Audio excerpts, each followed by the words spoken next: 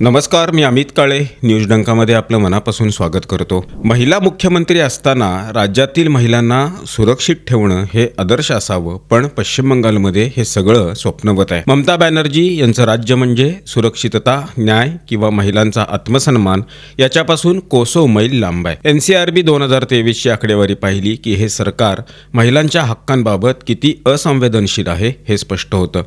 दुर्गापूरमध्ये MBBSच्या दुसऱ्या वर्षात शिकणाऱ्या विद्यार्थिनीवर झालेल्या गँगरेप प्रकरणात बॅनर्जी यांची प्रतिक्रिया एकदम धक्कादायक होती।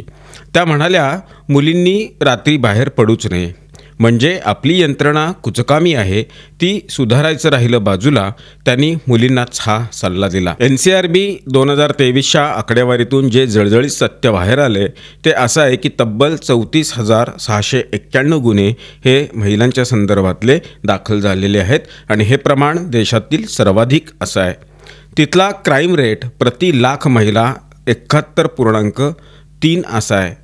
बलात्कार, सामूहिक बलात्कारासह हत्या या प्रकरणात 7 गुन्हे नोंद आहेत। हुंड्यासाठी हत्या 350 झालेल्या आहेत। महिलांना आत्महत्येस प्रवृत्त केल्याच्या घटना 419 घडलेल्या आहेत। ॲसिड हल्ल्याच्या घटना 57 घडलेल्या आहेत। हे प्रमाण देशातील 27.5% इतकं आहे। पोस्कोची 2721 प्रकरणं ही नोंदवली गेलेली आहेत। या आकडेवारीतून स्पष्ट होतं की पश्चिम बंगाल महिलांवरील गुन्ह्यांमध्ये देशात अग्रेसर राज्य आहे, मात्र सरकार त्याची गंभीर दखल घेत नाही। या सगळ्यात पीडितेला न्याय मिळण्याचं प्रमाण फक्त 3.7% आहे। ममता सरकारला महिला सुरक्षेची काळजी वाटत नाही। त्यांनी महिलांना संरक्षण देण्याऐवजी टिप्पण्या करणं, दोषारोप ठेवणं आणि टाळेबंदी हेच केलेलं आहे। रात्री बाहेर जाणं गुन्हा आहे, शॉपिंग मॉल्स आणि मल्टिप्लेक्स अपराधांची कारणं आहेत, अशा प्रकारची विधानं ममता बॅनर्जी या सतत करत असतात। आता जाऊ उत्तर प्रदेशमध्ये। उत्तर प्रदेशच्या अलीगड जिल्ह्यातील जवा कसाबमध्ये राहणाऱ्या 20 वर्षीय करणची फेसबुक पोस्ट पाहून नाराज झालेल्या मोहम्मद असदनं अत्यंत बेरहमीनं हत्या केली। आधीच नाराज असलेल्या असदनं करणला घराबाहेर बोलावून आणलं। त्यानंतर असदनं आपल्या मित्रांसोबत करणच्या डोक्यात दगड घातला, भिंतीवर धडका मारल्या, गळ्यावर चाकून हल्ला केला आणि नंतर शरीरावर चाकून सतत वार करून त्याची हत्या केली। करणचा मोठा भाऊ ओरडत घरातून बाहेर येतात सर्व आरोपी तिथून पळून गेले। आश्चर्याची बाब म्हणजे करणची हत्या केल्यानंतर असद थेट जवळच्या पोलीस स्टेशनला गेला। नंतर पोलीस ठाण्यातील नळावर आपले रक्तानं भिजलेले हातपाय त्यानं धुतले। पोलिसांकडे जाऊन तो म्हणाला की मी हत्या करून आलोय। आरोपीनं कबुली दिल्यानं पोलिसांनी असदला ताब्यात घेतलं आणि घटनास्थळी धाव घेतली। पीडित करणच्या आईनं दिलेल्या तक्रारीत असं म्हटलंय की शनिवारी रात्री 9:30 वाजता करण मोहल्ल्यातीलच रहिवासी इद्रिस अब्दुल यांनी त्याला बाहेर बोलवण्याच्या बहाण्यानं बोलावून घेतलं। त्यानंतर 11:30 वाजता इद्रिस, नफीश खान, असद, आयान, अनश, अरमान, अल्तमश आणि चांद यांनी एकत्र येऊन माझ्या मुलाला चाकूनं वार करून ठार केलं। या हत्येनंतर हिंदू समाज प्रचंड संतप्त झालेला आहे। शवविच्छेदनानंतर जामामध्ये करणच्या कुटुंबियांनी अंत्यसंस्कार करण्यास नकार दिला आणि पाहता पाहता हजारो लोकांची गर्दी जमली। महिलांनी मुर्दाबाद हायवे बायपास जाम केला। पोलिसांनी तो हटवण्याचा प्रयत्न केला, पण संतापलेल्या लोकांनी पोलिसांच्या गाड्यांवर दगडफेक केली। लोकांचा राग पाहून पोलीसही थक्क झाले। रागावलेल्या लोकांनी पीडित कुटुंबाला आर्थिक मदत आणि आरोपीच्या घरावर बुलडोझर चालवण्याची मागणी केली। पोलिसांकडून मिळालेल्या लेखी आश्वासनानंतर अंत्यसंस्कार करण्यात आले। गल्लीत मंदिर बांधल्यापासून असदचा राग होता। या रागातूनच असदनं ही हत्या केली। काही वर्षापूर्वी अहेर या समाजानं मिळून तिथं मंदिर बांधलेलं होतं। त्यावर असदचं कुटुंब आणि इतर मुस्लिम लोकांनी त्याला विरोध केलेला होता आणि ते नाराज होते। त्यानंतर असदचे कुटुंब करणच्या कुटुंबावर कायम राग ठेवून होते। आता जाऊ छत्तीसगडमध्ये। छत्तीसगडच्या बिजापूर जिल्ह्यातील नक्षलवाद्यांनी एका भाजप कार्यकर्त्याची गळा आवळून हत्या केली।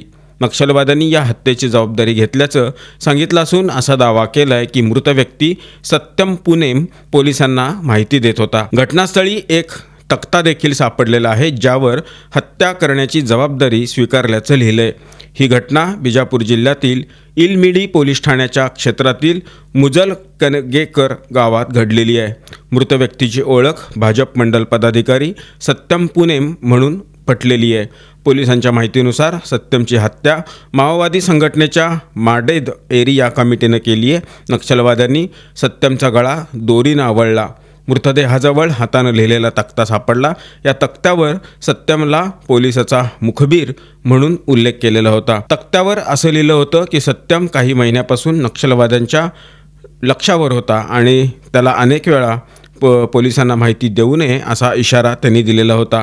वारंवार इशारा दिल्यानंतरही जर पोलिसांची संपर्क त्यांनी सुरू ठेवल्यामुळं त्याला शिक्षा देण्यात आली असं सुद्धा त्यात नमूद करण्यात आलंय। आता जाऊ जम्मू काश्मीरच्या महत्त्वाच्या विषयाकडे। जम्मू काश्मीरमध्ये सुमारे 100 कोटी रुपयांच्या गन लायसन्स घोटाळ्यात केंद्रीय गृह मंत्रालयानं महत्त्वाचं पाऊल उचलले।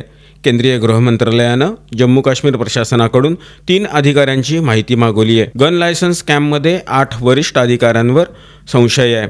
आता गृह मंत्रालयानं CBIकडे विचारलं की यात यशा मुदगल, शाहिद इक्बाल आणि नीरज कुमारसह सर्व संबंधित अधिकाऱ्यांवर शस्त्र व्यवसायाशी संबंध असल्याचे पुरावे आहेत की नाहीत। हा घोटाळा 2012 ते 2016 या दरम्यान झालेला आहे।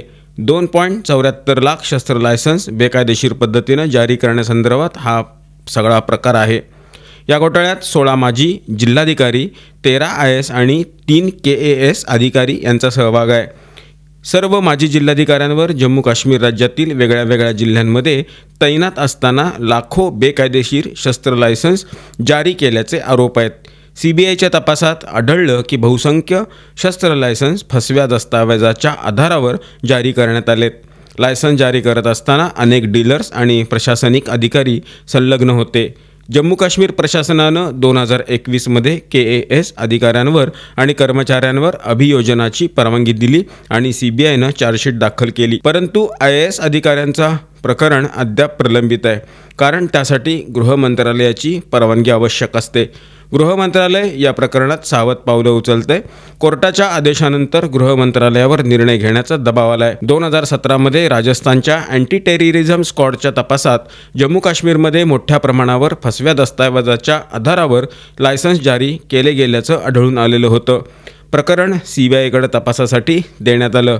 CBIला आढळलं की 2012 ते 2016 दरम्यान 2.74 लाख शस्त्र लायसन्स जारी करण्यात आलेली आहेत, ज्यापैकी 95% व्यक्ती जम्मू काश्मीरचे रहिवासी नव्हते आणि राज्याशी त्यांचा काहीही संबंध नव्हता। राष्ट्रीय सुरक्षेच्या दृष्टीनं हे प्रकरण अत्यंत महत्त्वाचं आहे। ही केवळ प्रशासनाची चूक नाही, तर जम्मू काश्मीर प्रशासनाच्या प्रतिमेशी निगडीत हे प्रकरण आहे। गृह मंत्रालय आता या प्रकरणावर लवकर निर्णय घेण्याच्या तयारीत आहे। मित्रांनो, या व्हिडिओच्या माध्यमातून मांडण्यात आलेले विषय आपल्याला कसे वाटले, याबद्दलची आपली मतं काय आहेत, आपल्या प्रतिक्रिया काय आहेत, त्या कमेंट बॉक्समध्ये अवश्य नोंदवा।